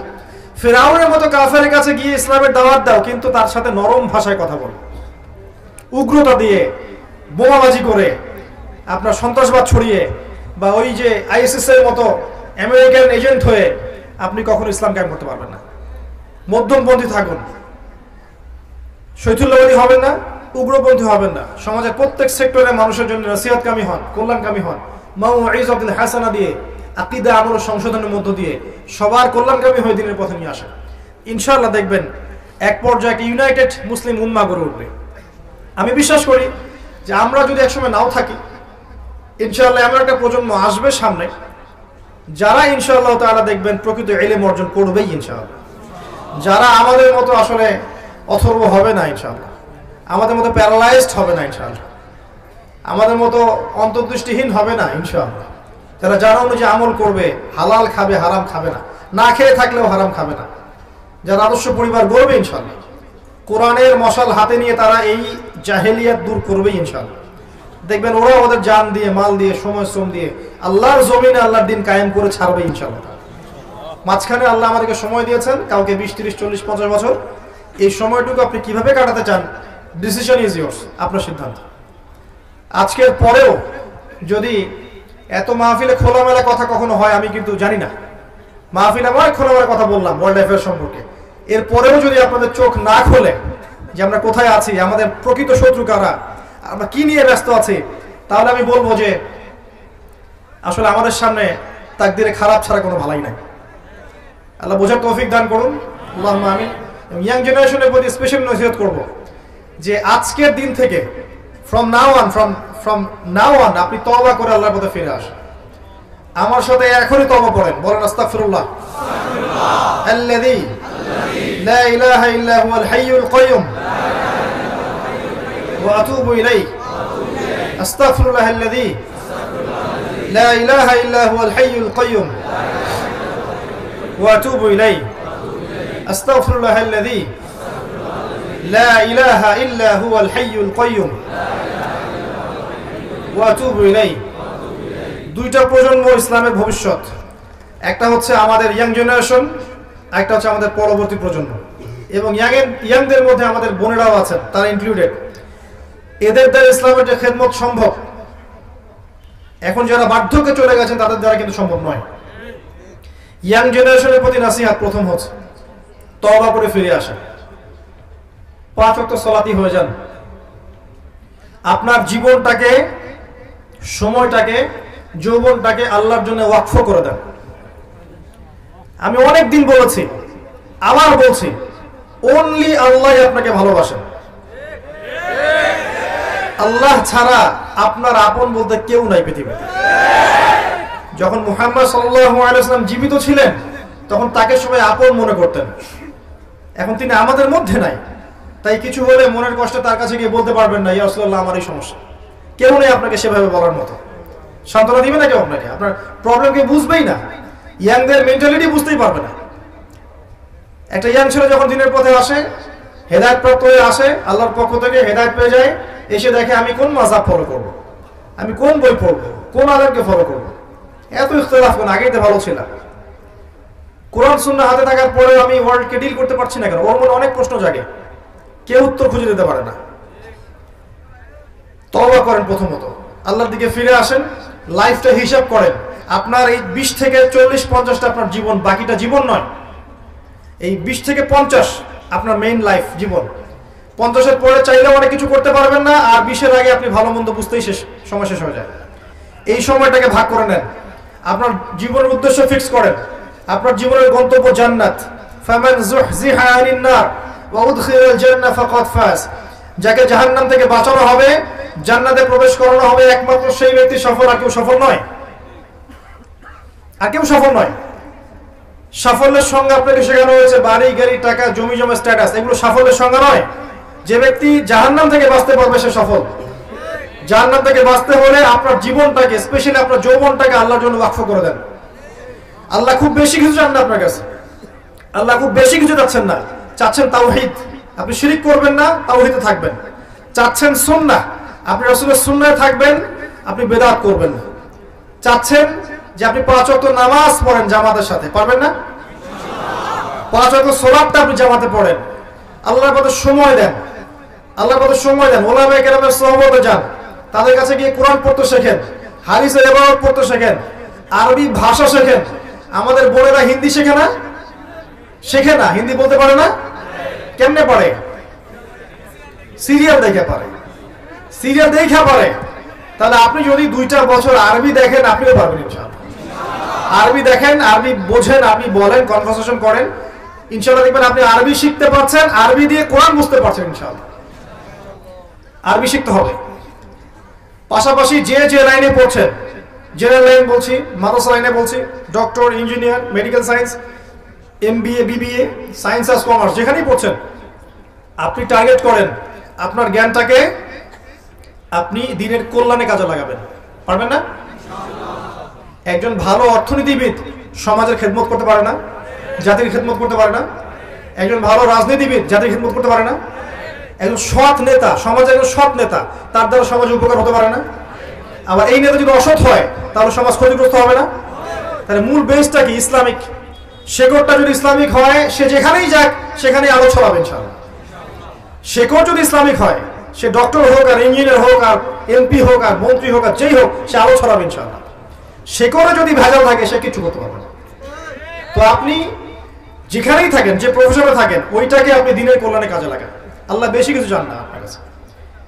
বেশি বেশি ইস্তেগফার করেন, বেশি থেকে বেশি কোরআন তেলাওয়াত করেন, একটা দিনে এক পারা করে পড়ার চেষ্টা করেন, আরবি শেখেন, কোরআনের অর্থগুলো বোঝার চেষ্টা করেন, বিষয়ভিত্তিক বই কেনেন, বাসায় লাইব্রেরি করে তোলেন, বাসায় প্রাইভেট লাইব্রেরি করেন।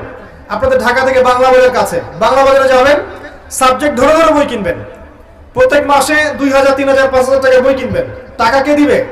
টাকা আল্লাহ দিবেন, আল্লাহই দিবেন ইনশাআল্লাহ। দেখবেন 5000 টাকা সারা মাসে আপনি চা পানি খেয়ে নষ্ট করেন, স্মোক করে নষ্ট করেন, করেন না? 5000 টাকা আপনি মাসে দেখবেন ওই যে নেশা করে নষ্ট করতেছে। আর মাশাআল্লাহ গার্লফ্রেন্ড থাকলে তো 5 দিয়ে হবে না, মাসে 15-20 চলে যাবে নাকি? আর গার্লফ্রেন্ড যদি একাধিক হয় তাহলে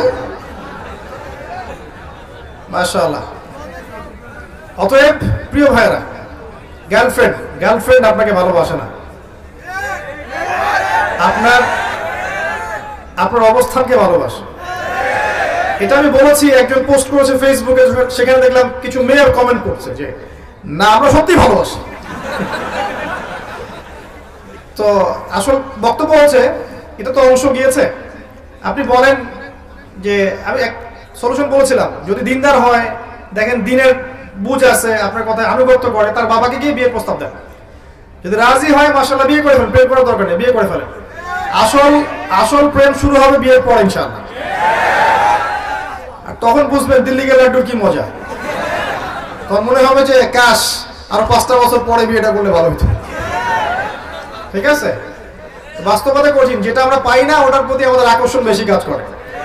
পাওয়ার পরে দেখবেন যে আসলে জীবনটা মনে আগেই ভালো ছিল, বন্ধুদের সাথে ঘুরতাম, একটু ইয়া ছিল, স্বাধীনতা ছিল, ফ্রিডম ছিল। এখন সেটা আর নাই। এখন দেখবেন 1 ঘন্টা কেন 10 মিনিট দেরি হলেই 10টা ফোন আসা শুরু হবে। কোথায় তুমি, কোথায় গেছো, কার সাথে সময় দিচ্ছ, এত সময় দেওয়া লাগে? আচ্ছা, বিয়ের প্রস্তাব দেন, যদি বাবা রাজি হয়, পরিবার মেনে নেয়, আপনার একটা হালাল রিজিকের সোর্স থাকে, আপনি বিয়ে করে ফেলেন। হারাম রিলেশনশিপে যাবেন না, এটা এক প্রকার জিনা। এটা কি এক প্রকার জিনা? কারণ শুধুমাত্র সেক্সুয়াল সম্পর্কটাই জিনা নয়, দেখা সাক্ষাৎ করা, কথাবার্তা বলা, ফোনে কথা বলা, আই কন্ট্যাক্ট, সবকিছু জিনার অন্তর্ভুক্ত।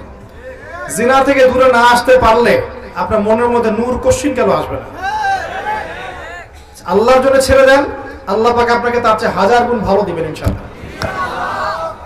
ইনশাআল্লাহ তাআলা বিশ্বাস রাখেন।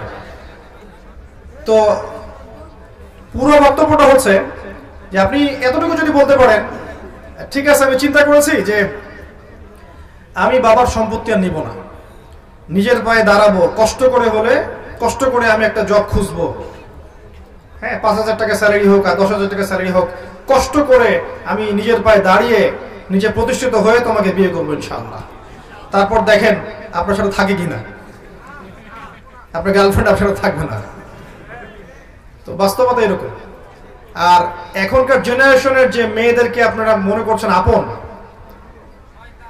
ভিতরে ওই ফেমিনিস্ট রেভলিউশনের ছোঁয়া আছে তার ভিতরে। তারা নিজেদেরকে পুরুষ মনে করে, তারা মনে করে যে আমাদের আর ওদের মাঝে কোনো পার্থক্য নাই। এই জিন্স এবং টি শার্ট জেনারেশনের কোনো মেয়েকে যদি বিয়ে করছেন, আমি লিখে দিতে পারবো আপনার জীবনটা জাহান্নাম হয়ে যাবে। এই ভুল করতে যায় না। আর যদি এমন কোন বোরখাওয়ালির সাথে অ্যাফেয়ার্স থাকে, যার সাথে আপনি কফি খাচ্ছেন, বুঝবেন এই বোরখার নিচে প্রকৃত তাকওয়া নাই।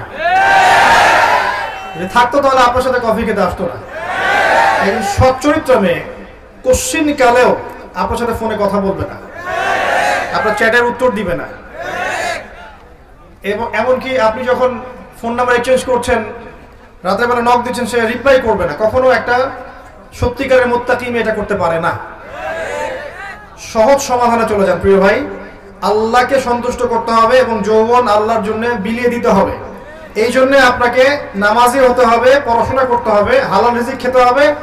হালাল রিজিকের ব্যবস্থা করার পরে মেয়ে যদি পছন্দ হয়, কোনো মেয়েকে পছন্দ করেন, তার বাবাকে বিয়ের প্রস্তাব দেন, তার মাকে বিয়ের প্রস্তাব দেন। সাহসিকতার সাথে কাজ করেন, সাহসের সাথে যান, মেয়ের হাত চান। যদি মাশাআল্লাহ মেনে নেয় আলহামদুলিল্লাহ, যদি না মেনে নেয় আপনি জোর করেন না, আপনি ফিরে আসেন।